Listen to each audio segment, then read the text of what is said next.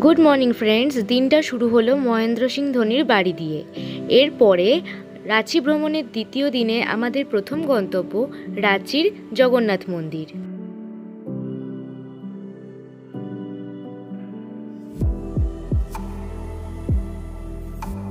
রাঁচির এই জগন্নাথ মন্দির পুরীর জগন্নাথ মন্দিরের আদলে তৈরি করা হয়েছে, কিন্তু মন্দিরের বিগ্রহের ছবি তোলা নিষেধ, আর ছবি তুললেই 1000 টাকা ফাইন। সুতরাং কোনো দরকার নেই। মন্দির প্রেমিসিসের ওপর থেকে রাঁচি শহরটাকে খুব সুন্দর দেখতে লাগছিল, আর পাখির চোখ থেকে দেখতে পাচ্ছিলাম রাঁচি স্টেডিয়াম, রাঁচি বিধানসভা।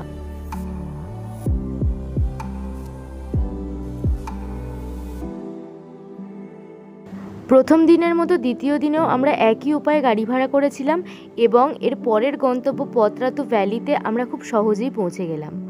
পতরাতু ভ্যালি রাস্তা জিগজ্যাগ, এটিকে নাকি ড্রাইভারদের স্বর্গরাজ্য বলা হয়।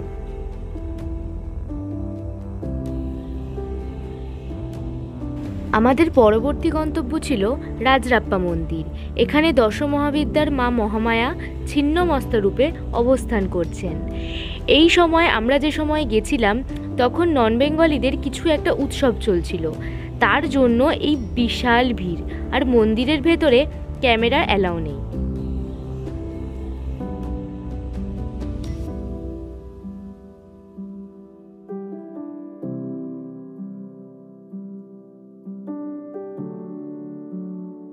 মন্দির থেকে বেরিয়ে লাঞ্চ সেরে আমরা আমাদের পরবর্তী গন্তব্য হুড্রু ফলসের দিকে যাত্রা শুরু করলাম।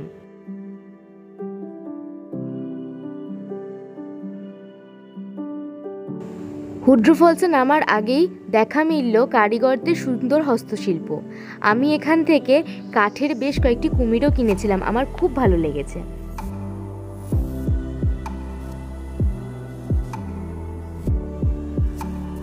এরপরে 750খানা সিঁড়ি অতিক্রম করার পালা শুরু হলো। এই হলো হুড্রু ফলস। এটি সুবর্ণরেখা নদীর ওপর তৈরি হয়েছে।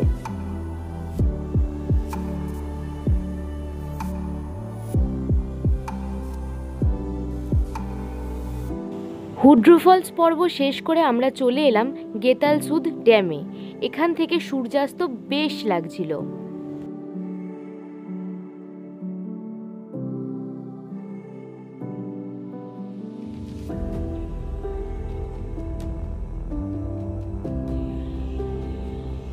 গেতালসুদ ড্যামের আমার সবথেকে বেশি আকর্ষণ করেছে যে জিনিসটা, সেটি হলো এই ভুটভুটি আইসক্রিম গাড়ি। বেশ নতুনত্ব, তাই না?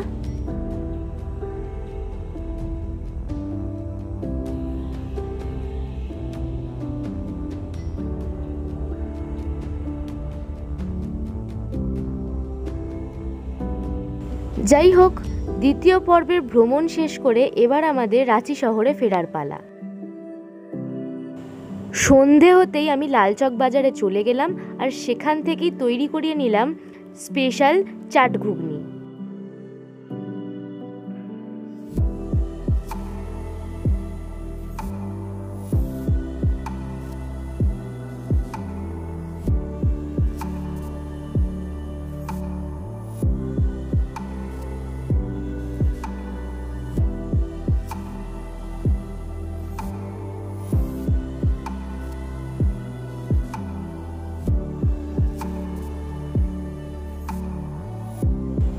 এবার চলে এলাম লালচক বাজারের উদয় মিষ্টান্ন ভাণ্ডার, একমাত্র বাঙালি মিষ্টির দোকান। এখানে মিষ্টি বসে খাওয়ার ব্যবস্থা আছে, তার জন্য রয়েছে অসংখ্য চেয়ার টেবিলের ব্যবস্থা, আর সাথে এখানে চার্টও দেওয়া রয়েছে কোন মিষ্টির কত দাম, কোন স্ন্যাক্সের কত দাম। তোমরা চাইলে ভালো করে দেখে নিতে পারো।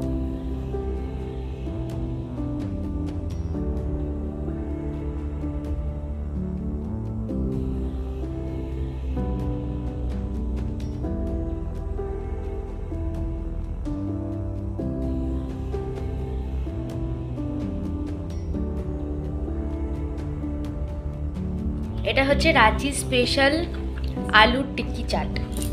সব রকম দিয়েছে, ঘুগনি, ফুচকা, খট্টা মিঠা, আর তেঁতুলের আচার, টক জল, দই, ঝুরি ভাজা, চুরমুর সমস্ত কিছু মিশিয়ে ব্যাপারটা একটা জমজমাট ব্যাপার, যেটা খেতে আমার তো ভীষণ ভালো লাগছে। মা আর বাবার অসাধারণ লেগেছিল এই চাট ঘুগনি খেতে। যাই হোক, চাট ঘুগনি খেতে খেতে এই ভিডিও আমি এখানেই শেষ করলাম।